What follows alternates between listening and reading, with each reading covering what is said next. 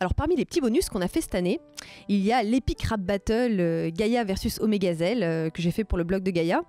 Alors comme on avait déjà écrit le script et que j'avais déjà la musique de Benjamin Oziel, en fait pour le clip on n'avait qu'à sortir la petite enceinte Bose, la poser et puis tourner les scènes. Et en général ce qu'on faisait c'est qu'à la fin de chaque tournage qui était prévu, avec l'énergie qui nous restait, on faisait quelques plans, ce qui permet en fait d'avoir un clip avec des ambiances très variées et voilà de passer comme ça, on va dire d'un personnage à un autre qui se répond, une ambiance voilà qui a strictement rien à voir, sachant que à chaque fois pour chaque scène et en fonction des personnages qui étaient filmés, on devait ressortir toute l'armada des objets, puisque pour l'Epic Rap Battle il y a le fameux yaoi, il y a la peluche Pouiki, il y a le parfum, il y avait à chaque fois toute l'armada, les billets aussi. Alors les billets ça a été très drôle quand il a fallu tout ramasser aussi.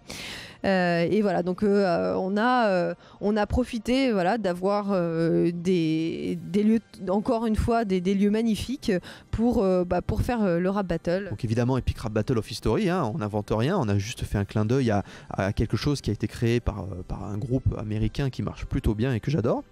Et en fait on a fait donc le fameux combat Gaïa contre Omegazel parce qu'on trouvait ça sympa. En fait à la base c'est en tournant pour le Québec en fait, on a tourné, ils nous ont demandé de faire un petit rap battle et on s'est dit mais c'est trop drôle à faire en fait, et si on en faisait un. Et du coup parce que là évidemment pour le Québec comme c'était une annonce on a pu faire que 2-3 phrases, donc et puis c'était vraiment au service du Geekfest. Donc là on s'est dit si on faisait un petit truc comme ça. Moi j'ai toujours voulu faire une comédie musicale mais j'ai jamais eu le temps de m'y mettre, et Anne-Laure elle forcément elle s'est dit allez moi je vais faire des trucs. Donc elle est voir le compositeur Benjamin Oziel qui est un de nos compositeurs qui fait super boulot et qui est super balèze pour les thèmes, qui envoie vraiment du lourd. Avec Circle c'est les deux qui font, il y a aussi Sylvain Livnet, ces trois là c'est ceux qui font les thèmes avec le plus d'épique, de bourrin, et Benjamin Oziel est capable de faire aussi des bons trucs en dubstep, dubstep ou je sais pas quoi, enfin je m'y connais pas, ça se voit, ok. Et le truc c'est que il nous a fait un super thème. Ensuite Anne-Laure qui elle a fait les paroles, je sais plus exactement si elle les a écrites avant ou après la musique, mais le truc c'est que les paroles ont coïncidé, donc elle me souffle avant, et en fait ensuite avec ça on a fait une maquette avec la musique et tout ça, qu'ensuite Benjamin a composé, si j'essaie de me rappeler, et ensuite donc on a créé une maquette alpha on va dire, qui n'était pas forcément très bien chantée parce que c'était la première, qu'on a passé en boucle sur les lieux de tournage. Et donc on avait la version qui était ultra fausse et tout, qui était là et qui tournait 15 fois, 30 fois, et on était ceux qui étaient là, on arrivait avec notre petite sono, on mettait le son à fond des fois dans les abbayes et tout, et puis on avait la chanson qui était super mal chantée et nous on était à fond en train de danser et tout ça, enfin c'était assez rigolo. Et là c'est marrant parce que pour le coup cette fois-ci c'est moi qui étais le cadreur, c'est-à-dire que j'étais pas réalisateur, c'est-à-dire qu'elle me disait alors là j'ai besoin de ce plan là j'ai besoin de ce plan là faudrait faire ça, alors là il y a lui qui fait ça, là lui il va sortir un accessoire parce que c'était le moment, il y a une punchline, donc il va falloir que le mec il termine cette punchline en envoyant par exemple je sais pas moi Pouiki m'attaquer, un truc comme ça.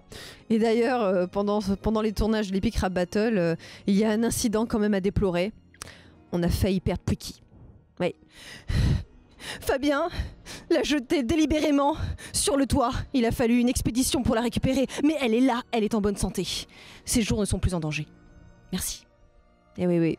Fabien voulait montrer à Omegazel comment faire et lui montrer que voilà, il suffisait de la choper, de donner un grand coup comme ça et qu'elle pouvait partir à des kilomètres et que c'était parfait, c'était ce qu'il fallait pour le plan. Oui, sauf qu'il a fait ça alors qu'on était en hauteur et que juste à côté, il y avait une maison. Donc je me suis retrouvée pour récupérer Pouiki qui était en danger. J'ai dû grimper et extirper la pauvre Pouiki coincée sur le toit. Voilà, donc encore une anecdote plutôt rigolote. Mission sauver Pouiki. Et donc voilà, on a eu ces petits tournages. À chaque lieu de tournage, on avait pareil quelques phrases.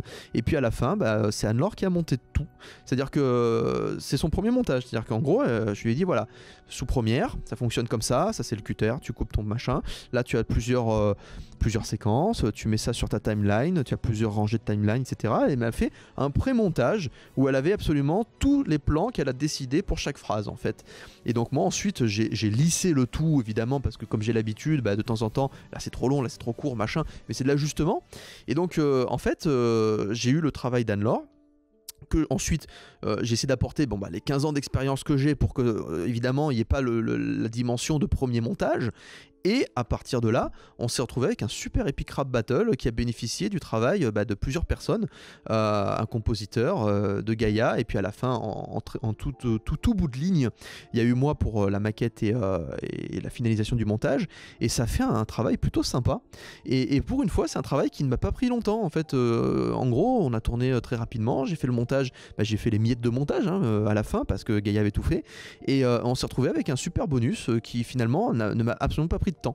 Et c'est pareil pour le bloc de Gaïa, qu'on a tourné à Nouméa, c'est pareil, c'est Anne-Laure qui a fait le pré-montage, etc. Je n'ai eu qu'à intervenir en fin de piste, et si on continue comme ça, vous allez avoir beaucoup plus de bonus, parce que l'équipe commence à prendre son envol et à créer des choses toute seule. Et du coup moi je suis plus un soutien que la personne qui tient le projet et qui se fait soutenir par ses copains. Donc on commence à inverser les rôles sur certains trucs, et je suis plutôt content de la tournure que ça prend. Donc voilà, le Epic Rap Battle, super souvenir. J'ai trouvé ça génial de voir les acteurs danser dans leurs costumes et tout ça. Alors il y a une chose que je tiens absolument à dire, c'est que je suis l'auteur de la chorégraphie d'Istos. Quand on a tourné, où je sais pas où Istos il fait ça, l'espèce de robot machin, il fait etc. À chaque plan, je lui ai demandé de faire un mouvement différent et d'être sérieux par contre, parce qu'il faut y croire, même si jamais on est ridicule. Plus on a l'air sérieux et ridicule à la fois, et plus ça marche. Et donc voilà, je suis très très heureux d'avoir fait cette chorégraphie, parce que j'étais mort de rire derrière la caméra quand je voyais Istos qui était à fond là, à faire le robot machin, Arthéon aussi, tout le monde. Non, puis je suis très content parce qu'on a eu aussi, alors je l'ai pas cité dans les guests tout à l'heure parce qu'il intervient dans le film 3. Mais on a eu Laurent Charrier aussi qui est venu, qui fait Gladys dans Flanders Company, qui lui est un guest du film 3 que nous avons eu, mais qui intervient aussi sur un plan sur le bloc de Gaïa, parce que ce jour-là on a fait un peu de bloc de Gaïa et c'était rigolo. Donc voilà, Epic Rap Battle a recommencé, si on y arrive, peut-être même en Suisse, qui sait, voilà, avec 2 autres personnages, ça serait rigolo.